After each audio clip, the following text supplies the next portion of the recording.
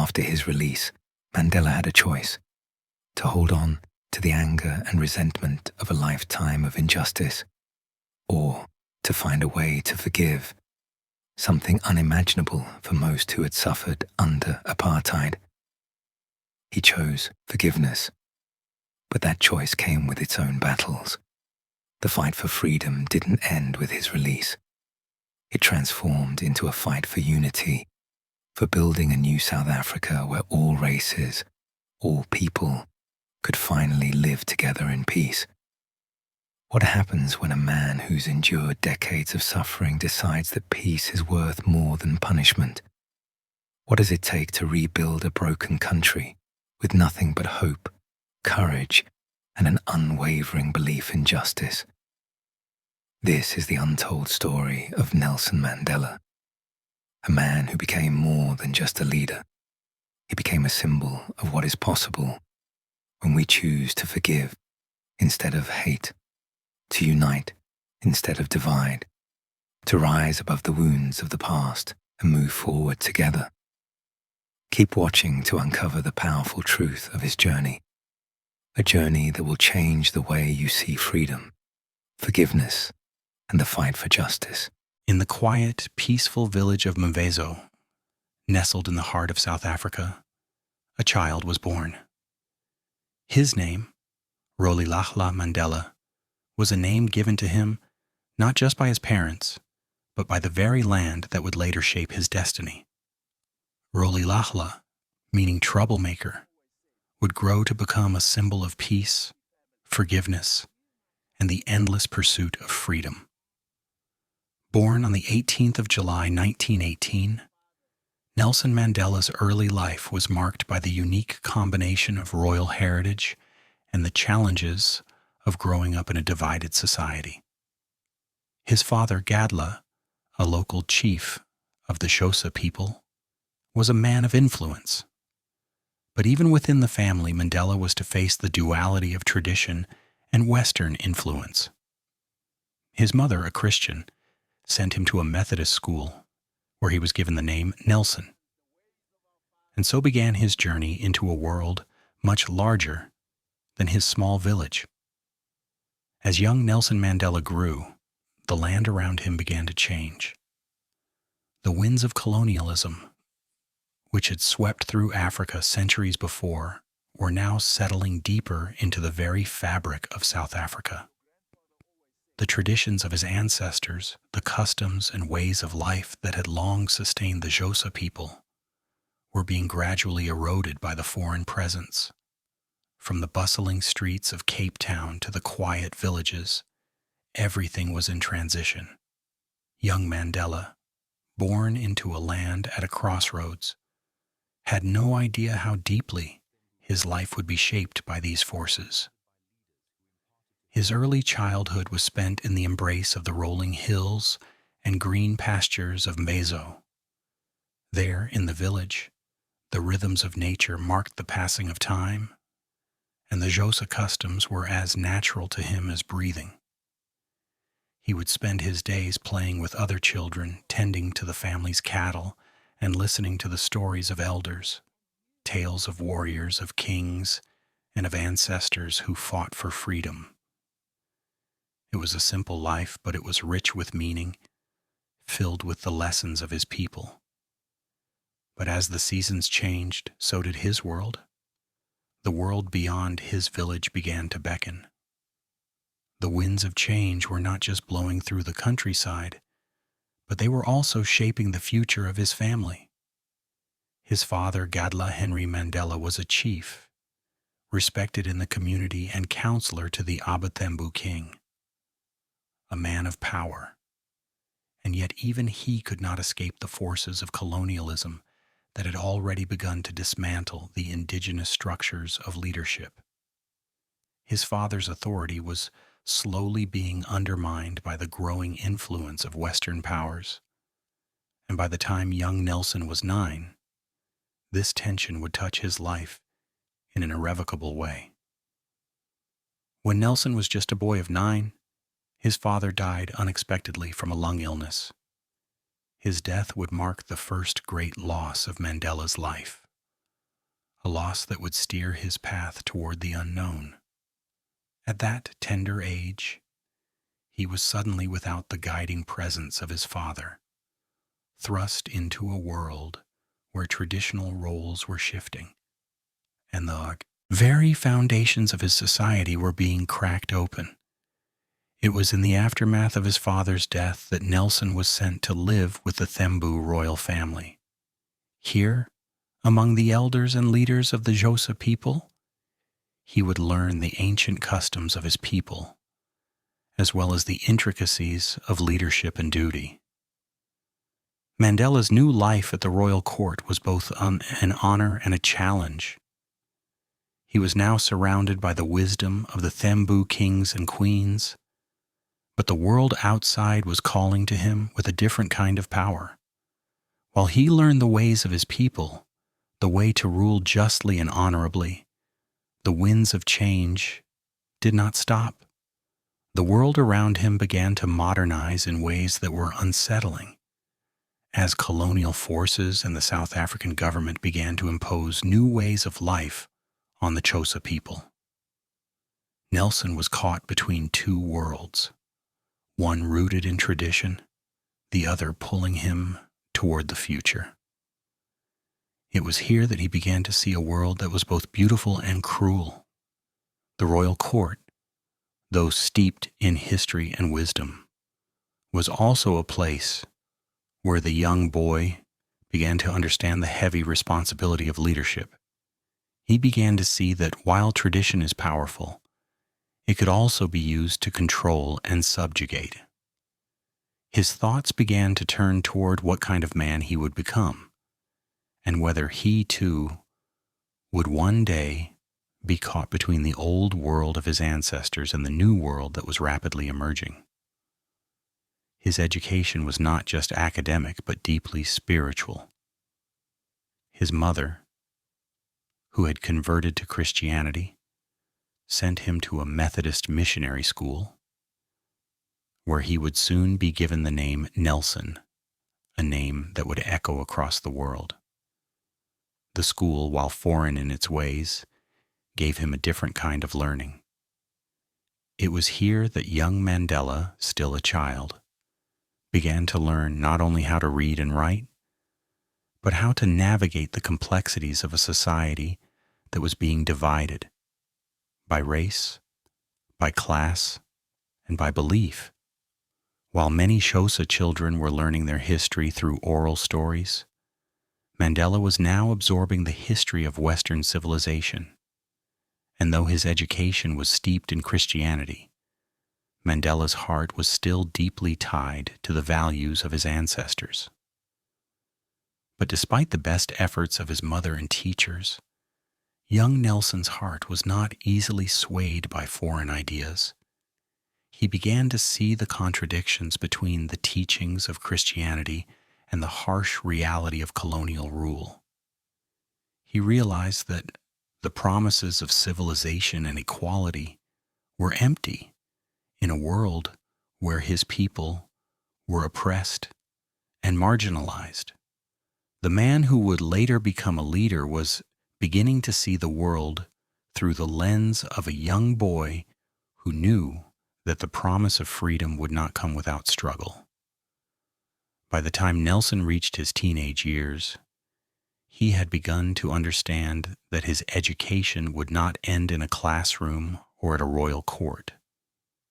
His heart was filled with questions about justice, about equality, and about what it meant to be truly free.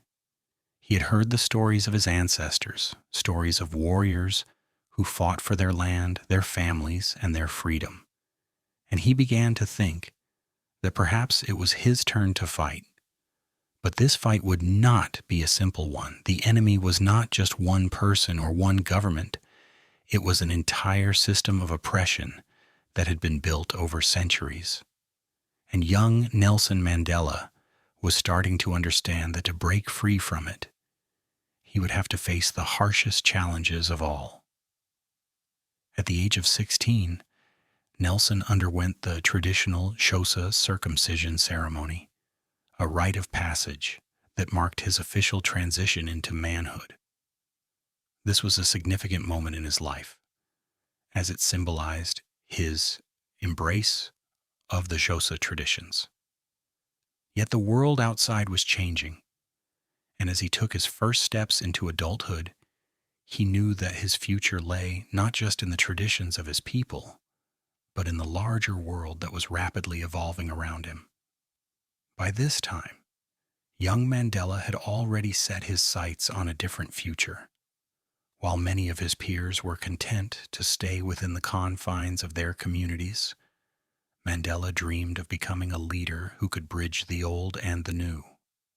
He believed that to survive in a changing world, the Xhosa people would need educated officials who could navigate the growing divide between the native traditions and the encroaching Western powers. It was this belief that led him to attend secondary school at Clarkberry Methodist School and later to pursue further studies at the prestigious University of Fort Hare. At Fort Hare, Mandela's views on life, race, and politics would continue to evolve. He excelled in his studies and became a notable figure among the students. It was here that he first began to question the very system that had imprisoned his people. It was here, too, that he met new mentors who would guide him in the coming years. But it was also at Fort Hare that he learned the harsh realities of the world beyond the campus gates. The world where Black South Africans were denied their rights, their dignity, and their future. His years at Fort Hare were formative, shaping his future as a leader. But they also set him on a path of defiance, a path that would soon lead him into the heart of the struggle for freedom in South Africa. As the winds of apartheid gathered strength, Mandela knew that he could not stay silent, that his education was leading him not just to a career, but to a cause. The fire that had begun to burn in his heart as a young boy was now a roaring flame, a flame that would ignite the world. As a young man, Nelson's journey took him far from the familiar hills of his village to the bustling streets of Johannesburg. The vibrant city, full of energy and opportunity, stood in stark contrast to the quiet rhythms of his rural upbringing. But it was here, amidst the noise and chaos of the city, that Mandela met a man who would change the course of his life.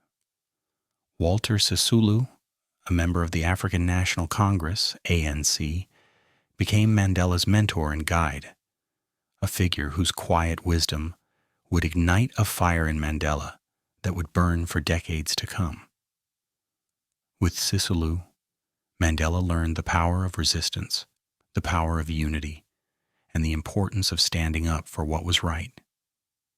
Sisulu, who had been deeply involved in the ANC's efforts to fight for the rights of Black South Africans, showed Mandela that true change came not from submission to an unjust system, but from the courage to defy it, no matter the cost.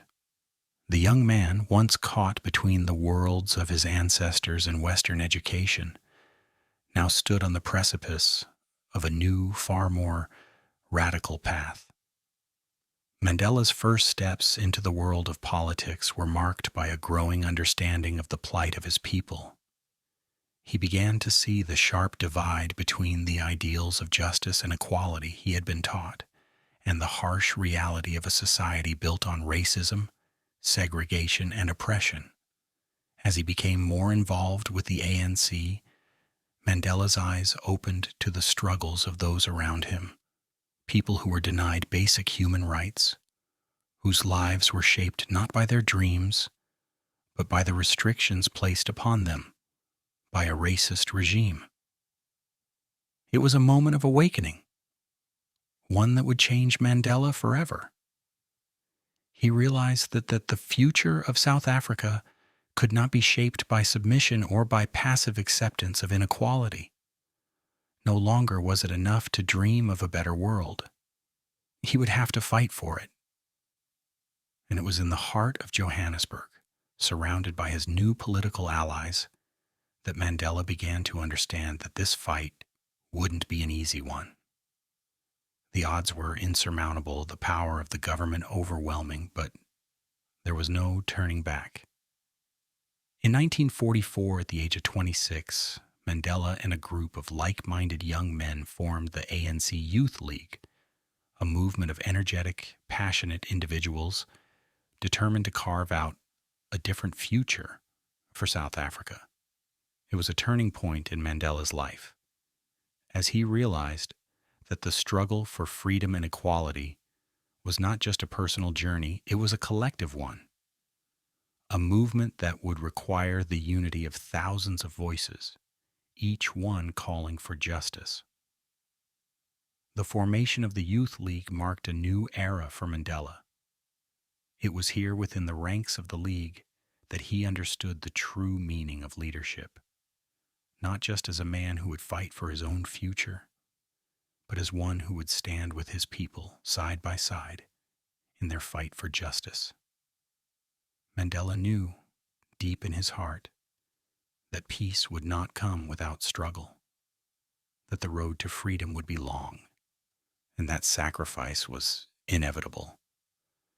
But it was also here that he realized that his fight would be about more than just his own freedom. It would be for the freedom of his people, his country, and for generations yet to come. Mandela's political awakening was not just an ideological shift, but a profound internal transformation. He was no longer simply a young man caught between two worlds.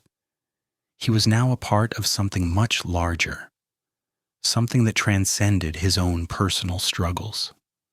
The battle for South Africa's future had begun, and Nelson Mandela had found his place at the heart of it. As he became more entrenched in the ANC's work, Mandela's role began to grow. He took on more responsibility, honing his skills as a strategist, a leader, and a fighter for justice. He became a prominent figure in the party, a symbol of the hope and determination of the Black South African community.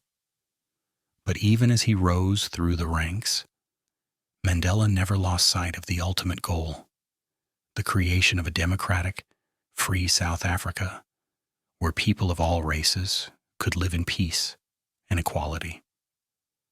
It was in these formative years that Mandela truly understood the costs of the path he had chosen.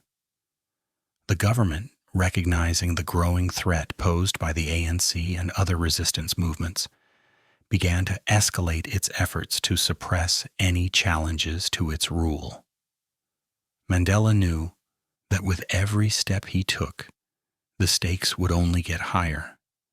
But he also knew that to remain silent would mean a lifetime of oppression for his people.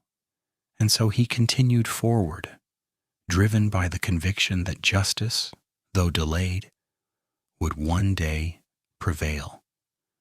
In 1944, as Mandela helped form the ANC Youth League, he understood that the fight for justice would not be an easy one, and that the future of South Africa would be shaped not by the power of the oppressors, but by the courage and unity of those who stood against them.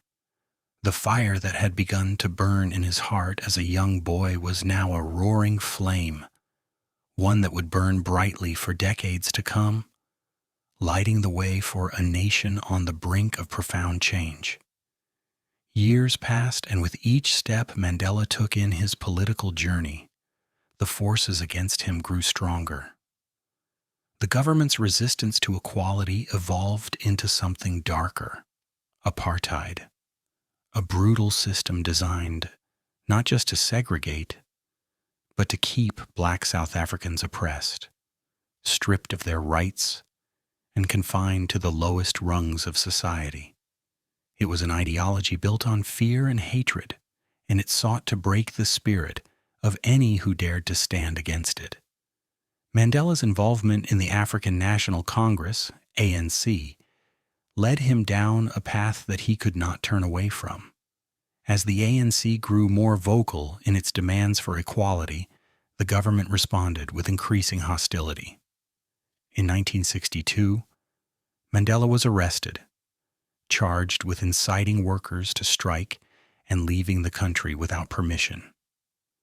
The stakes were higher now, and the system of apartheid would not let him go easily. But this was just the beginning. His arrest would set in motion a series of events that would forever change not only his life but the course of South African history. Mandela's trial was a turning point, a moment when he spoke to the world, not with bitterness, but with unwavering conviction. He stood before the court, facing the harshest of sentences, yet he never wavered in his beliefs. In that courtroom, he spoke words that would echo across the world and into the hearts of millions. I have fought against white domination, and I have fought against black domination. I have cherished the ideal of a democratic and free society in which all persons will live together in harmony and with equal opportunities. It is an ideal which I hope to live for and to see realized. But if needs be, it is an ideal for which I am prepared to die. Though he was sentenced to life imprisonment, Mandela's spirit remained unbroken. The walls of the prison would not confine his soul. For 27 long years, he would spend his days locked away, his body held in the harshest of conditions, at Robben Island, Pollsmoor, and Victor Verster. These were years marked by isolation, hard labor, and deep personal loss. Yet even in the darkest hours of his life, Mandela held on to one unshakable belief, that reconciliation and peace were the only true paths forward. His time in prison was not merely one of hardship. It became a time of profound learning, of strategizing for a future yet unseen, and of deep personal reflection. While the world outside continued to change and the winds of revolution blew across Africa and beyond, Mandela used the isolation of his prison cell to sharpen his resolve. In these quiet moments of solitude, he read, wrote, and thought about the future of South Africa and the world that would emerge after apartheid. Mandela's name, once a quiet echo in the streets of Johannesburg, became a rallying cry for justice and equality. Around the world, his imprisonment became a symbol of the oppression faced by millions in South Africa. Yet even in the heart of a prison, the power of his words and his ideals could not be contained. His story, his fight, became the fight of a nation. Despite the cruelty of his confinement, Mandela never gave in to anger or despair. In fact, it was in prison that he learned some of his most valuable lessons. He learned the power of patience, the importance of discipline, and the strength found in unity. His fellow prisoners became comrades, sharing in the vision of a free South Africa. He understood that their collective strength would be key to breaking the chains of apartheid. And so, as the years passed, Mandela's message remained strong, despite the isolation, despite the hardship. He was no longer just a prisoner. He was the embodiment of the resistance against injustice. His every word, his every act, resonated far beyond the cold stone walls of his prison cell. Though the road was long and the struggle seemed unending, Mandela's resolve only grew stronger. Each day in prison was a day closer to the freedom he knew his country would one day achieve. And even though the prison walls were meant to break him, they instead forged his character into something far more powerful. Mandela emerged from his imprisonment not broken, but determined to lead his people toward the future he had always dreamed of. In 1990, the world watched in awe as Nelson Mandela, the man who had been imprisoned for nearly 3 decades, was released from Robben Island. After decades of separation, this was not just a personal freedom but the symbolic birth of a new South Africa. The gates of the prison opened, and for the first time in years, Mandela stepped into the light. Hand in hand with his wife, Winnie, he walked into a world that had changed almost beyond recognition. The South Africa that Mandela had known, the one torn apart by apartheid, was now on the brink of a new chapter. But even in freedom, Mandela's mission had only just begun. He knew that his release was not the end, but a new beginning, not just for him, but for all of South Africa. His mind was not filled with thoughts of revenge, nor did his heart yearn for retribution against those who had held him captive for so many years. Instead, Mandela sought something far more powerful. He sought healing. He sought reconciliation. His goal was not to divide a broken country further, but to unite it, to bring together the fractured pieces of a nation that had been torn apart by hatred, fear, and a legacy of injustice.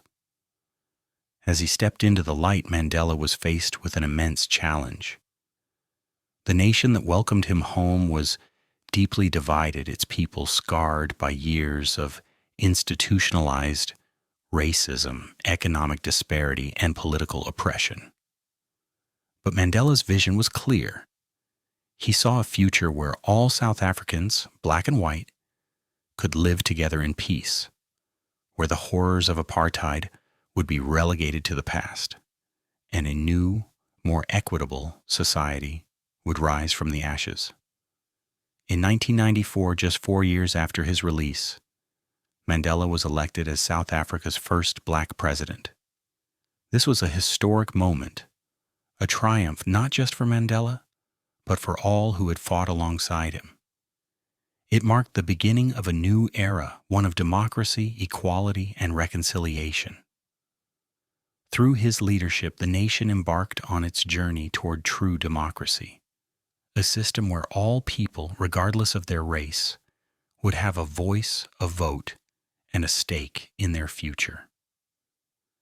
Mandela's presidency, though a monumental achievement, was not the end of his struggle. It was, in many ways, the beginning of the hardest part of his journey. His country had been torn apart by years of systemic oppression. While apartheid had ended, the wounds it had left were deep and wide, affecting the very soul of the nation. And so as Mandela took office, he understood that his real work lay in healing those wounds. His mission was not just political, it was personal, and it was communal. He sought to rebuild a nation that had been left broken by division and hatred. One of the first steps Mandela took was the establishment of the Truth and Reconciliation Commission, a groundbreaking initiative designed to uncover the truth behind the atrocities committed during apartheid. This was not a commission to punish, but to understand, to allow South Africans to confront their past, to speak openly about their suffering, and to begin the long process of forgiveness. Mandela understood that true reconciliation required honesty, and that justice did not always come from punishment, but from understanding and empathy. As president, Mandela faced the daunting task of lifting millions out of poverty, creating opportunities where none had existed, and rebuilding trust between a divided nation. The economic inequality that apartheid had fostered was still glaring, and millions of South Africans, particularly black South Africans, were still living in the same poverty they had endured under apartheid. Mandela knew that political freedom meant little if it wasn't accompanied by economic and social justice. His leadership was not just focused on dismantling the old regime. It was focused on building a new one where equality wasn't just a right on paper, but a lived reality. But healing deep wounds takes time. The scars of apartheid ran deep in the fabric of the nation. And as much as Mandela worked to bring people together, there were those who resisted. The country remained divided in many ways, racially, economically, and socially. While some embraced the idea of a rainbow nation, there were others, particularly in the white Afrikaner community, who feared the loss of their power and wealth. Mandela understood that building a new society would require patience, understanding, and sometimes painful compromise. His government worked tirelessly to ensure that all South Africans would have a voice in the new nation. The first democratic elections brought millions to the polls, and Mandela's victory was more than just personal. It was a victory for the people who had suffered under apartheid. But as much as the country celebrated, the work was far from over. Mandela's vision for a united South Africa required not just political changes, but a transformation of the nation's heart and mind. It would require not just policies, but a shift in how people viewed one another. Mandela's presidency was a delicate balance of forging new paths while mending old wounds. His leadership was marked by moments of profound wisdom and compassion. His words, filled with dignity and grace, became the foundation upon which the nation would stand. The man who had once been a prisoner, a symbol of defiance, now stood as a symbol of forgiveness and hope.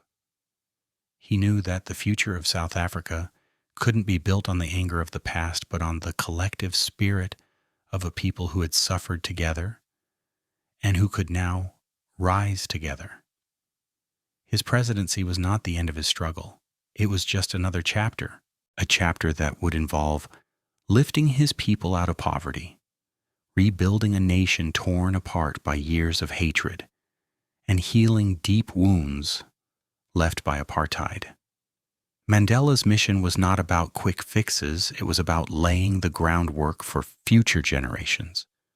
The truth, the reconciliation, and the healing would continue long after his time in office. But under his leadership, South Africa took its first steps toward a new dawn, a dawn that could shine for all of its people. Though Mandela would eventually step down from the presidency in 1999, his legacy was already cemented in the fabric of the nation. But even after his presidency, his work continued. He became an international ambassador for peace, fighting for the causes of global justice, human rights, and equality.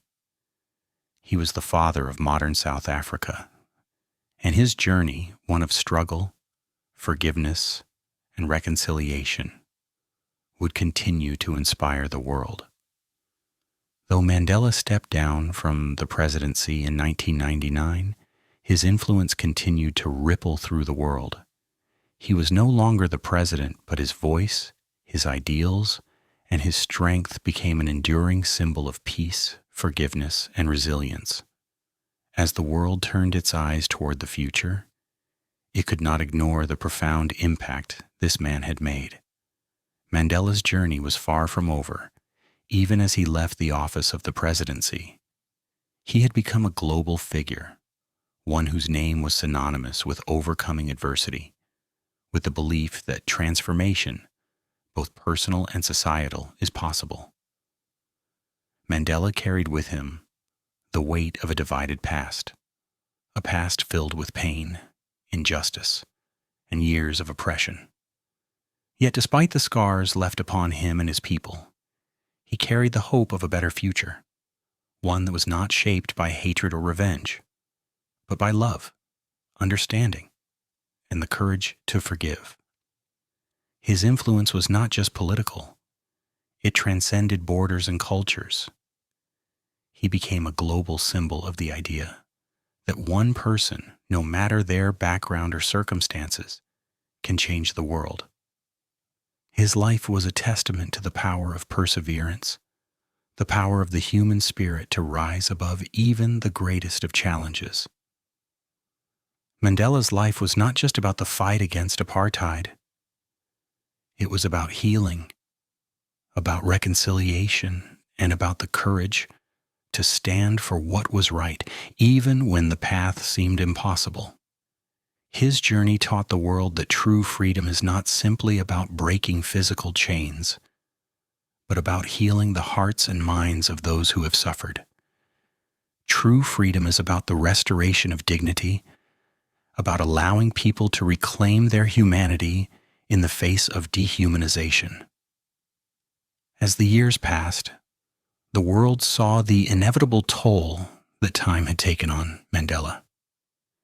His health began to decline, as it does with all of us, and the years of imprisonment, of hardship, of struggle weighed heavily on his body. Yet even in the twilight of his life, Mandela continued to inspire. He did not shy away from speaking up for justice, for peace, and for the world he believed in.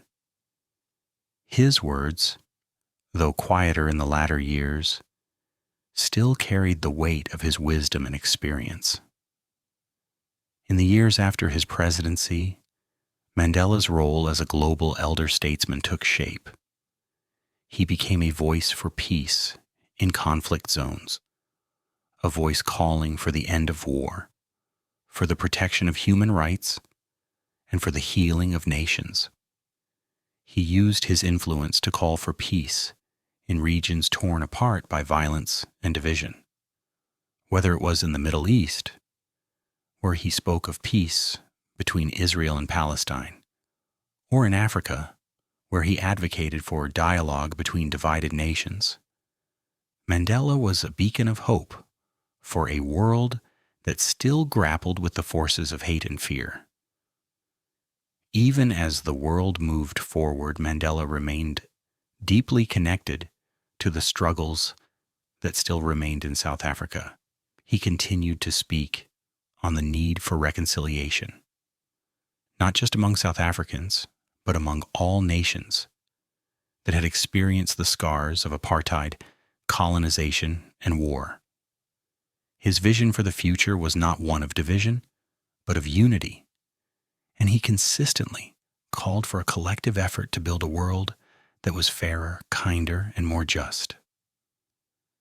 Nelson Mandela passed away on the 5th of December 2013 at the age of 95. The world mourned the loss of a leader, but it also celebrated his remarkable life, a life that had touched every corner of the globe. His death was not the end of his story. Instead, it was the moment when the world truly understood the extent of his impact. His legacy lives on in the millions who carry forward his values, who continue to fight for justice, equality, and peace in their own communities, and in the generations who are taught to lead with compassion and understanding. Mandela's legacy is not only in the history books, it is in every act of kindness, in every movement for justice, in every heart that beats with the belief that we can do better, that we can be better. His life is a reminder that even the darkest of times can be transformed through the power of love, patience, and understanding. He taught us that the fight for freedom never truly ends. It lives on in each of us, in our daily actions, in the way we treat one another.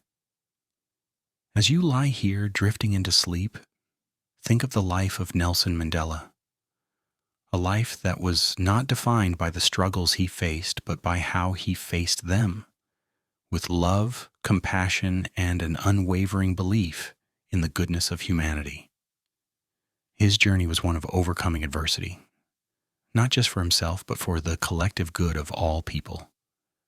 And now, his story continues to inspire us all, showing us that no matter how impossible the road may seem, we too can change the world, one step at a time. And rest now, knowing that Nelson Mandela's spirit lives on in the world he helped shape, and in all of us who strive for a better tomorrow.